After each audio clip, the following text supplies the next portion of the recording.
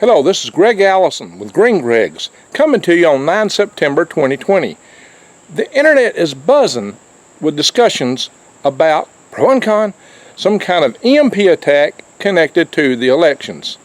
And this stems from a report by Zero Hedge on a report from the Department of Homeland Security, or DHS. So I'm going to tell you what DHS didn't say. In essence, DHS didn't say anything about the elections. Now, Zero Hedge tied this, I guess, to the fact that the report came out 60 days prior to the election. Well, that's kind of at least that's what they say. Actually, the DHS report was dated the 17th of August, and it was published on, well, according to Zero Hedge, the 2nd of September. Now, why there would be such a difference in the date and the publishing of it, I don't know, but that's what Zero Hedge is claiming. The Zero Hedge article came out on the 4th of September, and ever since then, the internet has been abuzz. So, I'm going to tell you not only what DHS didn't say, I'm going to tell you what they did say. So, this report was written by Zero Hedge. You know, it's they've got this author, he covers a lot of stuff named Tyler Durbin. Now, Tyler may or may not write all these articles because he seems to be very prolific, right? If you ever went to Zero Hedge. And there's a lot of interesting stuff on Zero Hedge, but this is clearly trumped up, overinterpreted. Now, that's not to say there is not a real threat and risk of EMP. I cover that all the time. As many of you know, I've actually chaired 2 power grid defense conferences. And you may know that I've also had on my channel the likes of Dr. Peter Vincent Pry, one of the nation's foremost experts on the threat of an EMP. He's a weapons systems analyst, historian, and he was served on the Congressional Task Force on EMP. And he's out very much in the public trying to get everything done possible to get their grid hardened. I've also had Command Sergeant Michael Mabee on our channel talking about things to do. I have had Dr. Arthur Bradley on my channel, electrical engineer. I have had General Chrosniak on my channel, and I've had Ambassador Hank Cooper, who has done more than anybody to actually get things moving toward actual hardening of the grid, which is happening in the Carolinas now, thanks to him. And we're going to come back to him and what he had to say. It's kind of a shame that his video was like the least watched video on my channel for like forever. It's the single most important video I probably ever posted, because it's the one video that, if you pay attention, can help you get your grid hardened. So you need to go find this video with Ambassador Henry Cooper. Yes, he is. And he was also the head of the Strategic Defense Initiative Office, a key office, you know, Reagan's Star Wars program. Yeah, he did that. He headed it up. Check him out. You can look him out. So I get heavy hitters on my channel who really bring you a lot of good information, things you can know to harden your grid. But let's kind of get into it. So Zero Hedge made some alleged tie to the elections with EMP. And that is not, well, just by when the report was supposedly published. That is a stretch. What happened is the report did come out. It was published. It was dated the 17th of August. So that's not exactly a 60-day run ahead. Now, yeah, sometimes things go on the internet a little bit later, but, you know, the 2nd of September is not exactly 60 days prior to, you gotta remember, it's 31 days in October, right? It's a little bit more than 60 days prior to the election. So there's no magical number in that. EMP is a threat. I talk about it a lot. The sun, light ball up there in the sky, it's a threat too. And our Earth's magnetosphere is dropping. Given the drop in the field strength, weaker and weaker storms could take our grid out. We need to harden our grid. So what happened is President Trump did an executive order 13865 in March 2019. And this report was a response to that executive order. And the report, essentially, it had several steps in it. It outlined, well, the main thing, again, to get to, it didn't say anything about the elections. It didn't refer to the elections at all. It talked in general about the threat. And again, let me just kind of go back to the threat is real. The threat is such that if we do get hit right now by an EMP, not only will our grid go down, due to the long lead nature to replace those ginormous high voltage power transformers, they're 200 to 400 tons each. They're as big as a house. Most of them are made in South Korea and Germany. Although there is a South Korean company that's starting to make some of them in Montgomery, Alabama. But they're probably still getting components from South Korea and just assemble them in Montgomery, Alabama. So in all intents and purposes, they're still made in South Korea and Germany. The coils are hand wired. It takes a lot of skill to build these things. South Africa tried to shortcut and build their own, and the ones they built fried. It takes 18 months to get these on the loading dock when you order them. And that, of course, is providing you have an adequate working supply chain, like internet, money in the bank, so you can order these things, and all of the shipping and everything is working. Well, on the grid down, none of that's going to be working because all the power is going to be out. You can't pump fuel. Bank accounts won't exist. The internet to order things won't exist. It'll be a mess. They say it might take 10 years to get them all replaced if they all fry out. And they estimate that, well, that's with everything working. If it don't work, it's Humpty Dumpty, my friends. It ain't coming. Our world will be changed as long as we shall know and remember it in a very bad sort of a way. The worst threat, I have a lot of people tell me, oh, Greg, you know, I hope we go back to that. You know, we need to be without the grid. We need the kids off their cell phones and internet and such and so forth. Well, there may be a point to that, but there's a consequence. It's called the nuclear power plants. Okay, so this report tries to deal with some of these things. That's what we're going to talk about, what it actually says. Before I say that, I will say you do want to subscribe to my channel because I talk about things such as how to survive, thrive, and stay out of the hive. And it starts by wild edibles, like eating the weeds in the trees. I just posted a video on a wild, prolific, invasive, pervasive mint that grows so that it chokes the weeds out, yet it's a vegetable. And it tastes like licorice. So check it out. Also, I do things like cover, hey, this is persimmons. They're just getting ripe now. I love persimmons. I've actually have put them in a video with several other things. Maybe I should do a video on persimmons alone, right? Anyway, so I talk about gardening. I talk about how to garden in such a way that you do not need to have supplies to go to the store. How to do it from your worm farm, composting, so that you don't need to buy anything. That's a unique spin on gardening a lot of channels don't cover. So I'm here to help you. And you can help me by clicking the links below this channel. If you're going to garden, you need seeds. The best place to get seeds, one of the best places, is Tree Leaf Market. You can also get supplies for growing food indoors because we've got all kind of climatic changes coming at us. The climate is really going wonky. It's still a video on that. Hey, we've got snow in Colorado right now, for Pete's sake. And we got crazy winds all down the west coast and fires. We've just had a hurricane come up the Gulf Coast. And China is washed out, and the floods just aren't stopping over there. They're going to be starving in China. They're going to buy all the food they can afford to buy, and they won't be able to get enough. But that's going to drive prices up and supplies down. And then there's that Derenchko and inland hurricane in Iowa. So food system is under a lot of stress. That's why you need to grow your own, and you need to be prepared and buy enough seeds to help your neighbors too, because you don't want them coming to eat what you've got, or you. But you know, in the meantime, I'd also say store food. You can go to prepwithgreg.com. A great 4 weeks supply of food for $100. Can't beat that. So, all right, let's get into the report. What this report does is it responds to the executive order 13865 when it came out in March, and it details several things. So it's got it defines critical assets. For example, they're called NCFs, National Critical Functions, and it's basically, it talks about such things as, you know, the FEMA alert system. Apparently they've got that EMP Hardened. I hope they got it EMP Hardened to the 200,000 volts per meter actual capability of the old Soviet super weapons, EMP super weapons, and not the 50,000 volts that was required previously, and are still required in the mill standard.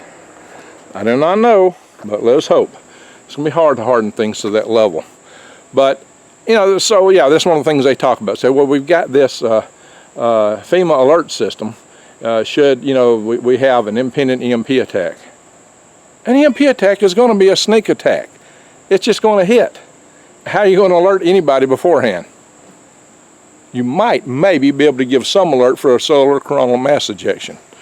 But even that is maybe questionable because they can't really judge the speed and strength of some of the storms that they get at us almost until it's almost too late. So there's a lot of questions about that. I had various speakers, and maybe I should have them on my channel, solar astronomers, at one of my last Power Grid Defense Conference, and you know what they told us was a little bit unnerving, the one I had in 2018. So I should get some of those guys on my channel too to talk about that. Now, so yeah, so FEMA's got their alert system. It's going to tell you in advance about a sneak attack. Well, they do more than that though. Okay, they go a little bit beyond that. They've got a program to validate the operation of the nuclear power plants. That's good. You know, if they can actually do that and make sure, but how are they going to make sure they're going to have the fuel? How are they going to make sure the entire infrastructure works to keep everything in place? See, that's one of the key things. Now, what I do like best of all about their plans is they're planning a total grid down exercise. I'm getting ate up by mosquitoes, so if you see me moving around a lot. They do plan a total grid down exercise for 2021. If that's done properly, it may have the same effect that it had in the Carolinas, and it may get the rest of the country on board with getting a grid hardened. But it's got to be a realistic, the cavalry's not coming, and how do you really take care of everything when you got nothing to work with kind of exercises. That's what it really needs to be. They did it right in the Carolinas. This is why you need to watch my video with Ambassador Hank Cooper. And the key thing about this is you still can get to your state EMA people, even your local EMA people, and start working up through them. And by doing that, you can start educating them on what's needed, to get them to think about the real contingencies.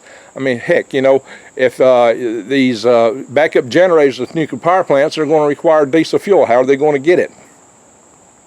Oh, well, just send a fuel truck. Really? Well, how are you going to get the fuel to the fuel trucks as it goes down the road? How are they going to refill? What happens for spare parts from them when all the seals wear out, when the tires blow? You know, there's a lot of issues. How, you know, are their computer chips going to be, some of them be put in a Faraday case so those trucks will still make sure they can run after an EMP attack. There are so many things to consider with the logistics of the system, but primarily those trucks will be a major target. So will there be people to give them military escorts? Will it be state troopers, National Guard, local sheriff departments as it moves from county to county? How will you maintain, how do you make sure they don't decide to get the fuel truck? How do you make sure these fuel trucks run from the fuel supply refineries down the Gulf Coast or wherever, all the way to the nuclear power plant? See, that's going to be a challenge. And then how do you know the people are going to stay on duty to do that? How are they going to stay on post? You got to make sure that the families can be taken care of, because if the people that are supposed to be on duty are worried about mom at home, worried about somebody kicking the door in and taking mom and the kids, they're not going to be on duty. See, people were going off duty in droves in New Orleans after Katrina.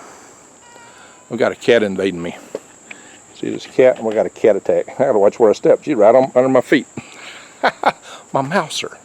Yeah, she's been a busy kitty today. She got 4 mice out here today. They put her on this job of EMP defense, right? So, also they're going to do a field demonstration of a pilot project. Basically, San Antonio has got their electromagnetic defense pilot project that they're doing, which was started by General Stephen Quast. You may recall that some of us have talked about Dr. Quast on my channel, such as when I just interviewed David Womack talking about his video of Power Grid Defense. Also, so that's one, that trailer that we put out for the documentary that he's doing. There's also a documentary coming out by David Womack. That's David Womack. We got another from David Tice. So there's 2 documentaries coming out. I've covered both of them. I put those guys on my channel. You know, who's doing more for Power Grid Defense than I am? We're trying to get the grid hardened. That's our objective. But in the meantime, you've got to be prepared. So I'm going to tell you what this report's missing too. I'm going to tell you what it covers. I'm going to tell you what it's missing. So that's a good thing that they're talking about the nuclear plants. They're talking about this exercise. The FEMA emergency warning, well, that's okay. You know, beats a poke in the eye. I guess that's important, but, you know, don't rely on it. You know what I mean? Do not rely on that. These field demos, they're good. They may provide, if we get some of these stations built up, a way to black start some of our nuclear power plants from local military bases if they get this thing rolling. But they got a lot to do to make it happen. It's going to take time, maybe too much time. So that's the kind of things that's talked about in this report. What I want to say is this. They're missing something big. What they're missing is things they could do right now. You know, we shouldn't study everything for years down the road. There's some things we could do right now. We could put surge blockers on the center taps of these big transformers right now. We have the technology to protect them. Why aren't we doing it? Why we got to study everything? That's not even discussed in this report. That is not discussed in this report. Protecting those transformers specifically is not discussed. It may be alluded to in some remote fashion. You know, a lot of studies, and they did talk about it also in there, their partnerships with industry and blah, blah, blah, blah, blah, and they got a working group, blah, blah, blah, blah, blah. He'll be looking and planning and thinking and looking and planning and thinking. Hey, I want to see some action. They can do action right now. There's things they can do right now. And they are doing things in the Carolinas. Maybe this exercise will get things moving. Maybe you can get your state and their people to do an exercise before 2021. That may be too late. As you know, I had the Stacy Savicki from Sustainable Stewards on my channel. She had a vision, a dream about an EMP attack to occur perhaps this December. And December is a critical time when we're more down, when it's about to be cold, we're more vulnerable, and our troops tend to be more at home. An attack at that time would be very dangerous to us. We'll attack any time, but that's when we may more have our pants down than normal, because a lot of troops go home for Christmas. And I always thought if we got hit, that's when we would get hit when I was in the military. So the fact that she saw that time frame, and then she saw it as 2 missiles being launched off the coast of Venezuela. She didn't know what an EMP was. She had no idea. She had to look it up. Well, this Venezuela thing is the best and the diable cause way to get about it. You wouldn't know where it came from. We have no things monitoring down there. Russia, China, North Korea, Iran, they're all involved in Venezuela. So if you got off the coast from Venezuela, anybody could hit us. It could even be an inside job from there, and they could blame it on somebody else. So anybody could hit us from Venezuela. You know, I add that because so many of you always have suggested that would be the main way this would happen. So, you know, or we do have some strife in this country. I think, you know, if something like that were to happen, the most likely culprit would be China, because of all the tension we have with China right now. And the reason I say this is a viable threat right now is just that. The tensions with China are building fast. And, you know, we are moving a lot of assets real quick. They might surmise that we're getting prepared for a first strike. And the best way to win any event like that is to be the one with the element of surprise on your side. So maybe if they really think we're about to hit them, maybe they hit us first. So I'm going to talk a little bit more about it.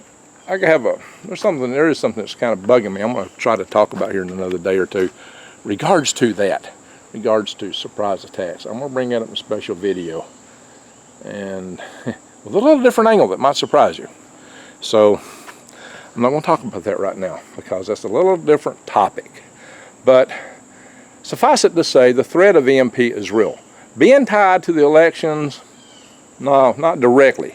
Now, it may be also, though, that, you know, if a country didn't like the way the elections turned out. China, as we know, are not in favor of Trump.